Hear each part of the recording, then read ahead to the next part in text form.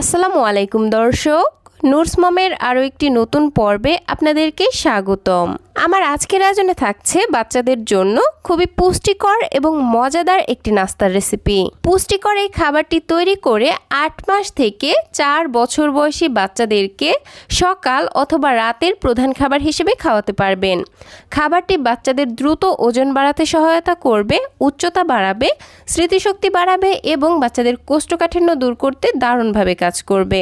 তাহলে এখানের কথা না বাড়িয়ে সরাসরি চলে যাচ্ছি মূল রেসিপিতে। এজন্য প্রথমেই চুলায় একটি প্যান বসিয়ে এর মধ্যে দিয়ে দিচ্ছি হাফ চা চামচ পরিমাণ বাটার। আপনারা চাইলে এখানে বাটারের পরিবর্তে ঘি অথবা অলিভ অয়েল দিয়েও খাবারটি রান্না করতে পারবেন, তবে অবশ্যই এগুলোর মধ্যে যে কোনো একটি ব্যবহার করার চেষ্টা করবেন, কারণ গুড ফ্যাট বাচ্চাদের দ্রুত ওজন বাড়ায় এবং স্মৃতিশক্তি বাড়াতে সহায়তা করে। তো যাই হোক, বাটার গলে আসলে এখানে মুখ ফাটানো একটি এলাচ দিয়ে দিলাম। একই সাথে দিয়ে দিচ্ছি 2 টেবিল চামচ পরিমাণ গাজর কুচি এবং 2 টেবিল চামচ পরিমাণ মিষ্টি আলু কুচি।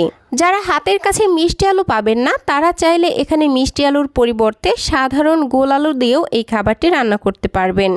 তবে গোল আলুর তুলনায় মিষ্টি আলুর পুষ্টিগুণ কিন্তু অনেকটা বেশি থাকে। তো যাই হোক, এখন চুলার আঁচ একদম লোতে রেখে এই গাজর এবং মিষ্টি আলুগুলোকে মোটামুটি 2 মিনিটের মতো ভেজে নিচ্ছি।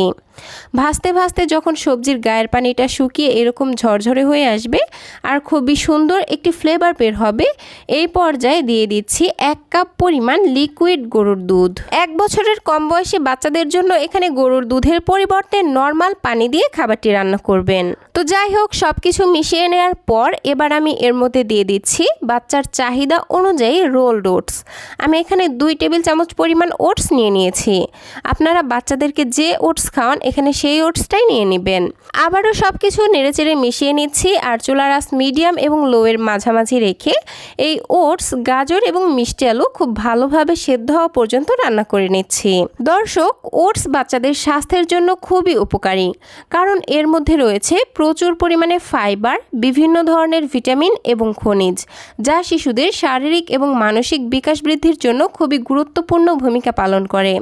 তাই বাচ্চার 6 মাস পূর্ণ হবার পরপরই বাচ্চাদের খাদ্য তালিকায় ওটস যুক্ত করতে বলে থাকেন পুষ্টিবিদ এবং ডক্টরেরা। তো যাই হোক, খাবারটিকে মিষ্টি করার জন্য এই পর্যায়ে দিয়ে দিচ্ছি হাফ চা চামচ পরিমাণ তাল মিশ্রি।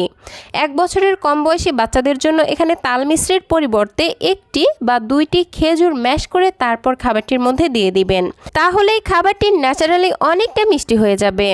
তো যাই হোক, এখন নেড়েচেড়ে রান্না করে নিচ্ছি দুধটা একটু ঘন হয়ে আসা পর্যন্ত, আর ওটস এবং গাজর, মিষ্টি আলু এগুলো খুব ভালোভাবে সেদ্ধ হওয়া পর্যন্ত।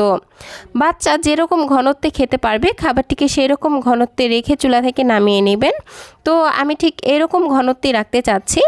আর চুলা থেকে নামানোর আগে আমি খাবারটিকে আরও বেশি পুষ্টিকর এবং ক্যালোরিবহুল করার জন্য দিয়ে দিচ্ছি 1 চা চামচ পরিমাণ বাদামের গুঁড়া। আমি এখানে কাঠবাদাম এবং কাজু বাদাম গুঁড়া করে নিয়েছি, সেটাই 1 চামচ পরিমাণ দিয়ে দিলাম। নেড়েচেড়ে মিশিয়ে নিয়ে চুলা থেকে নামিয়ে নিচ্ছি। আর এই তো তৈরি হয়ে গেল বাচ্চাদের জন্য খুবই পুষ্টিকর এবং মজাদার একটি নাস্তার রেসিপি। পুষ্টিকর এই খাবারটি বাচ্চাদের ওজন বাড়াবে, স্মৃতিশক্তি বাড়াবে এবং কোষ্ঠকাঠিন্য দূর করতে দারুণভাবে কাজ করবে। পাশাপাশি বাচ্চাদের পেট অনেকক্ষণ ভরা রাখতে সাহায্য করবে। তো দর্শক, এই ছিল আমার আজকের আয়োজন। ভিডিওটি ভালো লাগলে প্লিজ একটি লাইক দিবেন এবং আমার আজকের রেসিপিটি যদি সামান্যতম ভালো লেগে থাকে তাহলে ছোট্ট একটি কমেন্ট করে আমাকে জানাতে পারেন।